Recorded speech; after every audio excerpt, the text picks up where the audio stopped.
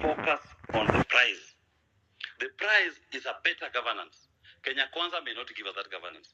And I urge our people, do not despair. When you see a regime using all the arsenals and all the tools that have been used before, just know that you're doing the right thing. They started with the police.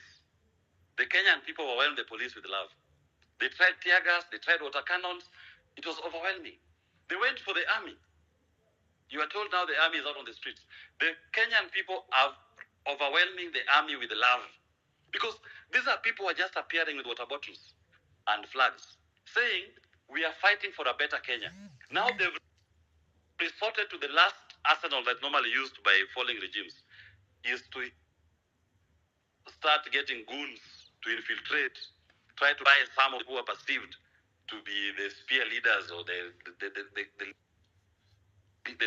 ringleaders of the people was that is not a leader, Ami is not a leader, Deno is not a leader, Wanyakuri is not a leader, Otero was not a leader.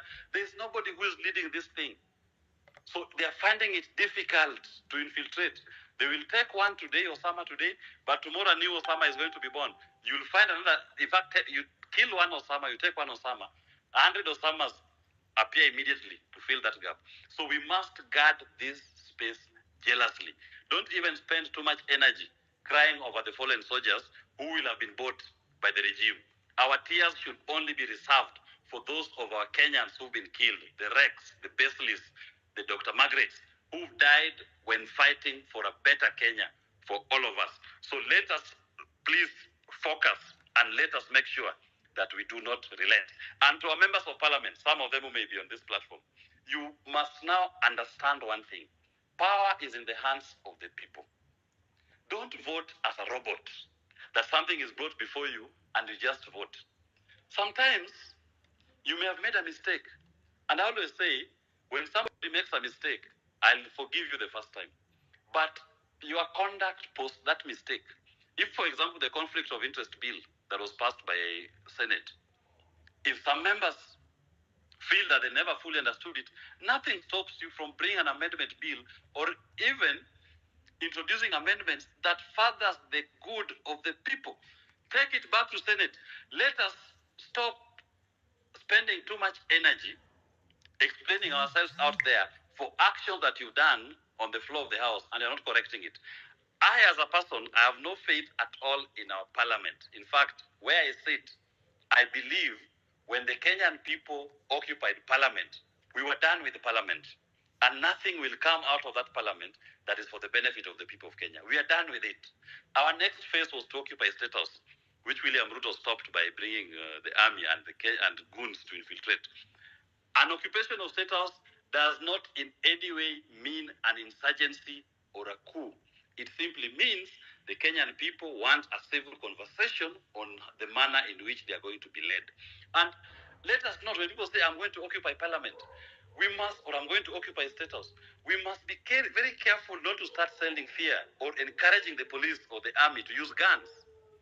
When somebody says we are going to occupy parliament, what you should be doing is asking the police, asking the parliamentary leadership, can you make sufficient arrangements for the group that is coming, that there's security for the members, there's security for the protester, who has the right under Article 37 to protest. When he comes to parliament, he's given a chance, he's given an opportunity to express himself. If you're going to set the parameter to be the gates of parliament, set it to be the gates of parliament. If it's going to be the lawns of parliament, set it to be the lawns of parliament. But you cannot say, if you come to parliament, we will kill you. And to say this, for these policemen who are currently being misused by the political administration to cause these deaths, I've been in a case, the Baby Pendo case, and in that case, we are suing policemen. We are suing former commanders, OCSS in Kisumu, the ones who killed protesters. They even clobbered Baby Pendo, a 2-month-old baby in her coat, baby coat. They killed that baby. Today we are in court. I've looked at all those policemen in the eye. I've seen the fright in their faces. They are being charged for crimes against humanity. They are being charged under the International Crimes Act. And their charging has been approved by the DPP. Those people are now crying in the Constitutional Court, asking, pleading not to be allowed to take plea.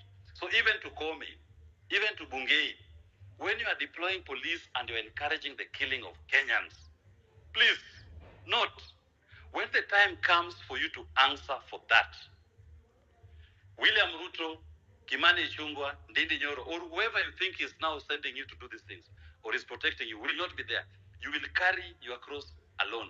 Yebei is in court crying today over Baby Pendo. He is facing his day to answer to those charges. And we must document all these atrocities. The beauty is that criminal law, there is no limitation of action. I can sue you today, I can sue you tomorrow, I can even sue you 10 years today, even 30 years today. I can even wait for you to retire before I take you to court. And you will be called to answer to these charges. So anybody who's listening to me, if you come across any police atrocity, any misconduct by a unit sent, just collect the evidence. They may have the gun today, they may have the power today, but tomorrow they will not be holding that office. They will be called to account. And we must use all avenues available. I know there's a team of Kenyans who've even thought of going to the ICC so that the states can open an inquiry into Kenya, because what we witnessed, this is not police controlling riots or demonstrations. This is a case where somebody has issued an order to the police to go out to civilian population and to exterminate them. When you have men wearing balaclavas and running around in a double cabin pickup, and they're covering their faces, carrying assault weapons. That is a death squad. That is no longer about controlling crowds. That's no longer about providing police. And those are issues that we must take up to either our local courts or even higher courts. And we must push to the end. We cannot at any point, even me if I fall down and die today, this movement that the people of Kenya have started is bigger than me. It is bigger than William Ruto. It is bigger than Gachagua. It is bigger than anybody who has occupied this political space or anybody who has ever represented the people of Kenya. We must now give the people the right to determine their destiny. And that opportunity is here. Thank you very much, Amerix and the host. Unless there's any question, I'll hand over back the mic. Thank you. All right.